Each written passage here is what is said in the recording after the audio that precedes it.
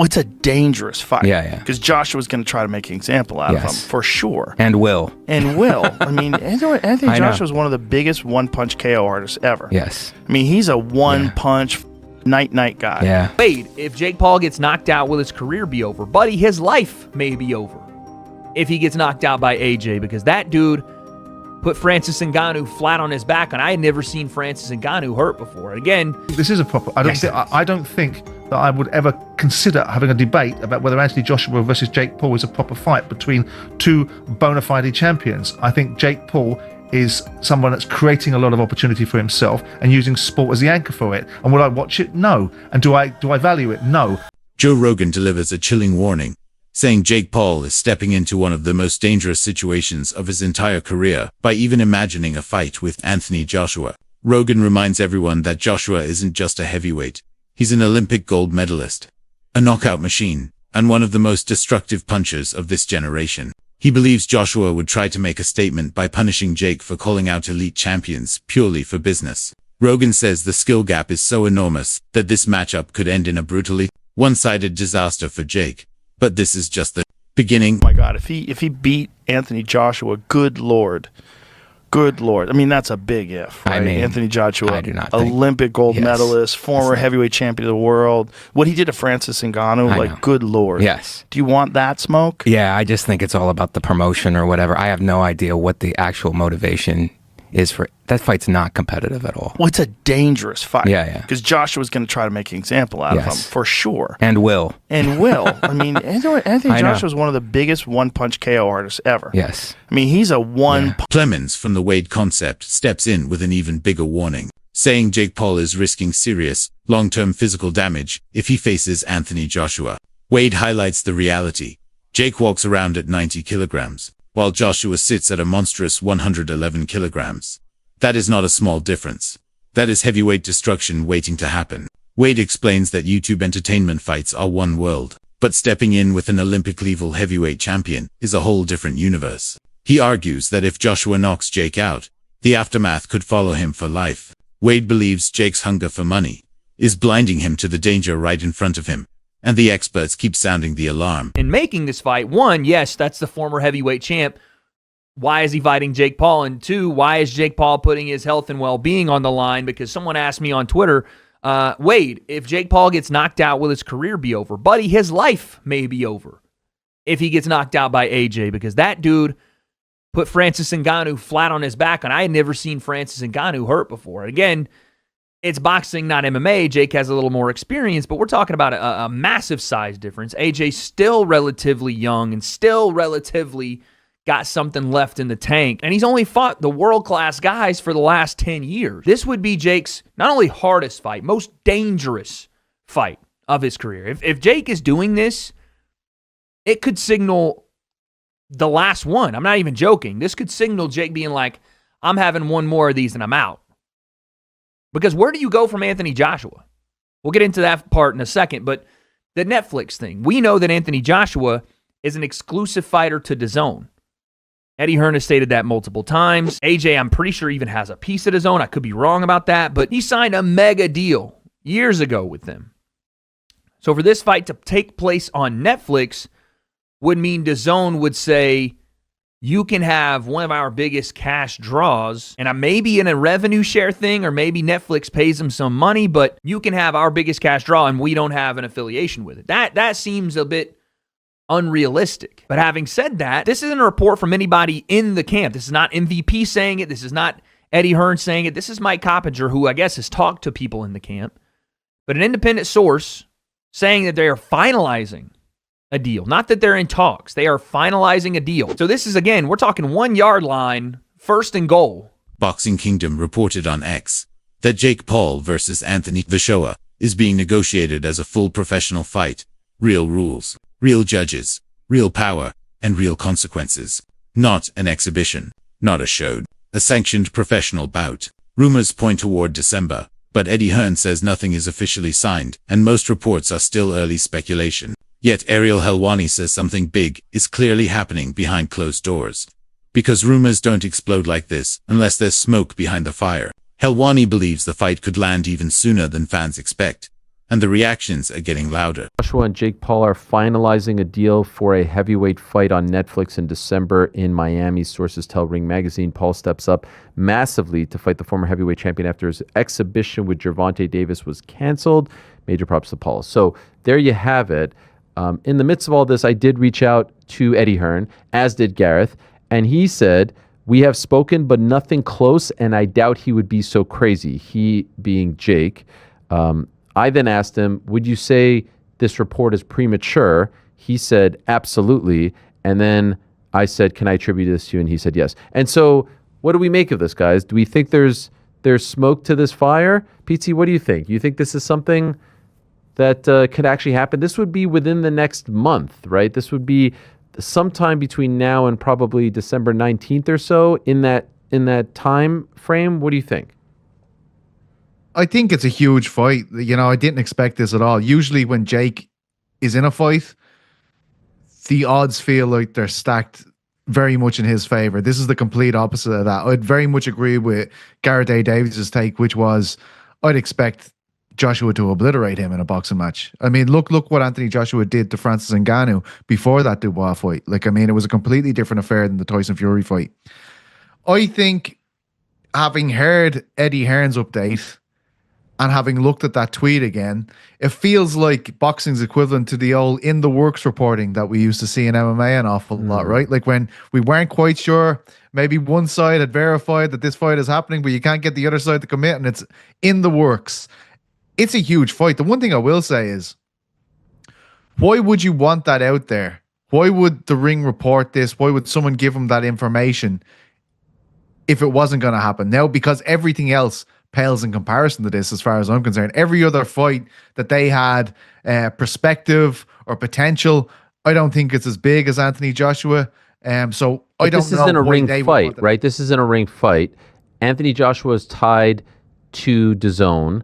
Anthony Joshua has a relationship with Turkey Al Sheikh and Riyadh Season. The Ring is owned. MMA fighting shared Leon Edwards' raw reaction, and he didn't sugarcoat a single word. Edwards said, if AJ doesn't knock Jake out within 1 or 2 rounds, something is definitely wrong. That single sentence tells the whole truth. The gap in skill, power, and experience between the two is enormous. Coming from a UFC world champion, this reaction shows how dangerous the fight looks from the outside. But wait, the story gets even more intense. If you've seen this fight's in the works, Anthony Joshua versus Jake Paul, as a Brit, how do you evaluate? I've just seen that. Someone just told me about that. That's mad. Fair play to Jake Paul, first of all, for taking it. But if AJ doesn't knock him out in like 1-2 rounds, then I feel like the fight must be fixed or something, because I'm going to Anthony Joshua, obviously, for the KO. So yeah, when is it, you know? It's going to be next month they're working towards. Oh yeah, sick. Yeah, I'm going AJ for the win. Cheers. Ngannou once stepped into the ring with Anthony Joshua and was knocked out violently. That moment alone proves that Joshua's power is not hype. It is real, terrifying, and career-changing. Jake once talked about fighting Ngannou, which was already a wild dream. But now he wants Joshua, a man even more polished, more technical, and more dangerous. Joshua didn't just beat Ngannou, he dominated him. Earlier, when Jake tried calling out Francis, Ngannou dismissed the idea as disrespectful and said he wouldn't waste his time on an influencer boxer. But the criticism doesn't end there. With Jake, and everything's wrong with Francis. He can go with Francis. So now all of a sudden you start satisfying both ends of this. Okay. So when that falls through, the rumor is that Francis and Jake are still in talks. Even though Francis did not come through on the event he was offered and the date he was offered, MVP and Netflix may be willing to reschedule everything and still make him part of it. And Francis' big statement was just, hey, this doesn't make sense. It's not what I'm looking for. Doesn't make sense. Okay. That's not my business. I can't be mad at Francis for that. That just cost Francis a once-in-a-lifetime opportunity. That just cost Francis life-changing money. I can't be mad. If I'm mad at Francis, then I got my way. He cut off his nose to spite his face. I can't be mad at him. He's already been punished. What good does it do me to be mad at him? All right. Well, then you bring in Joshua, and Joshua shows you how it's done, right? Joshua and Francis are not remarkably comparable. I mean, not only did they box, they're not remarkably comparable, but in the world of boxing and just the accomplishments. I mean, you take Joshua Benson, Olympic finalist, for goodness sakes, right? Just like lifelong, very well known. Multiple generations of boxing ties. You know, go all the way back to Klitschko. Go all the way back. You couldn't go before Klitschko was there first, but you go all the way back to Klitschko. Anything that has ever happened in the sport of boxing says you can tie Joshua to. And he's a professional, and above everything else, he's a real boxer. So if he is to say something makes sense, then it makes sense.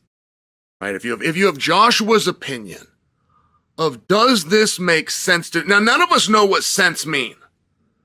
We don't even know if he's spelling it with an S or a C. None of us can define or tell you what this means. It makes such little sense that Francis can't even tell you why it doesn't make sense. But again, I can't be mad at Francis. He already pissed down his own leg.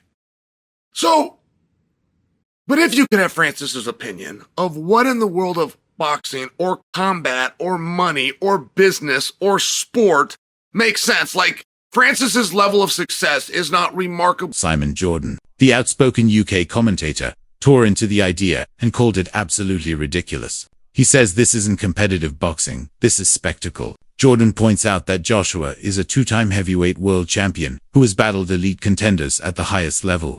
Jake, meanwhile, is simply not built for that world. He believes the fight would damage Jake, add nothing to Joshua's legacy, and harm the sport by turning heavyweight boxing into a mismatched sideshow.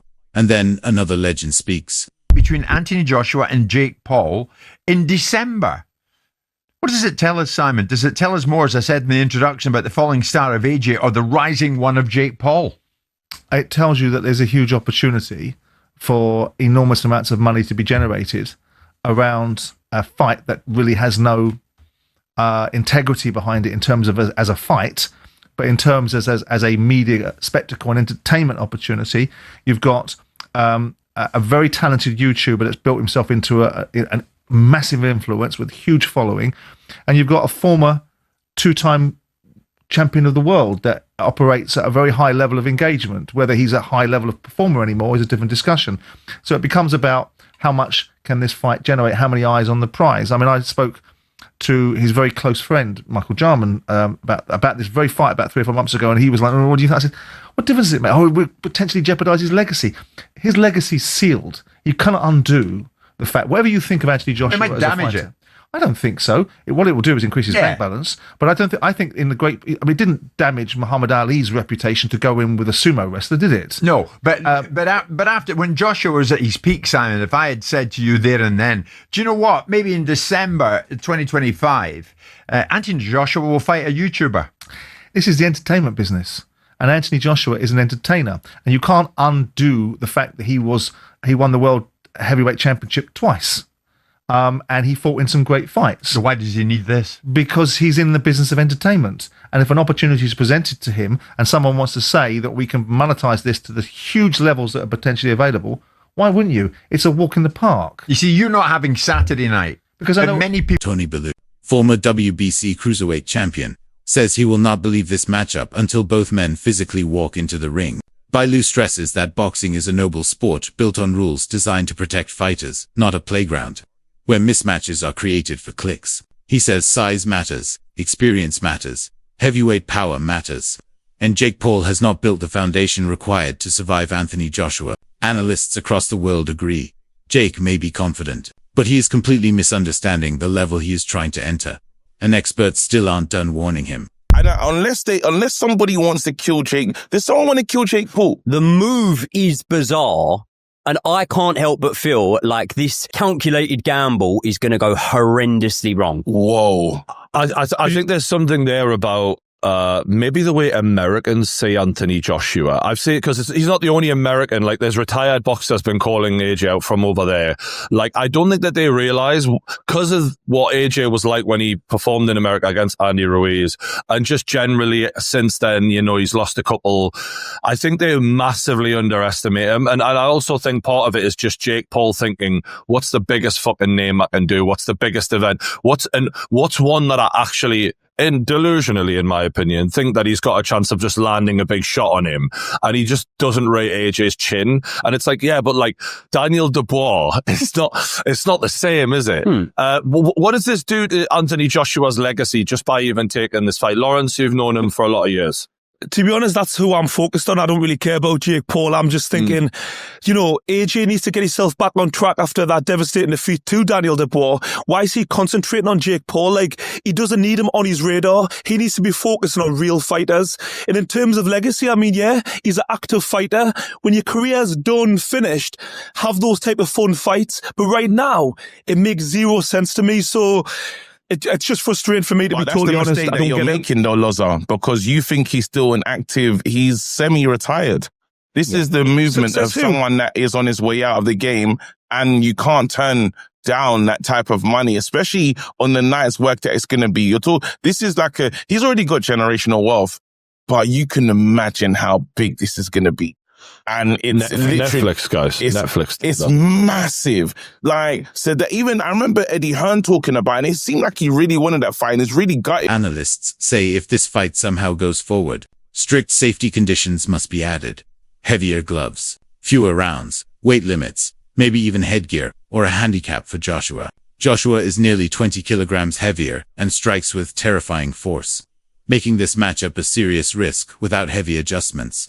Even with protection, the danger remains extremely high. Many insiders believe the smartest move is to delay the fight until Jake gains more real boxing experience, or until Joshua accepts the matchup for a meaningful, competitive reason. Here's where everything stands now. An exhibition with Tank to actually fighting Anthony Joshua, you know, depending on the terms. Because here's the thing, Jake Paul started boxing late.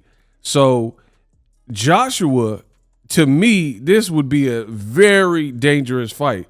So I do got to look at the terms, meaning, are they going 3-minute rounds? Is it a 6-rounder? Is it a 10-rounder? Is it a 12 championship round they're going to make up a belt? Like, what are the terms for this fight? Because Joshua is 6'6", brolic, an Olympic gold medalist. So that's biting off a lot. So for me, I got to first see the fight actually come into fruition, not just like, oh, reports. Because Ring has previously reported Virgil Ortiz and Jerron Boots Ennis verbally agreed and the deal is expected to be signed. And it gets clicks and people get hyped up, people get excited. That's it for today's video. Stay tuned. Until next time.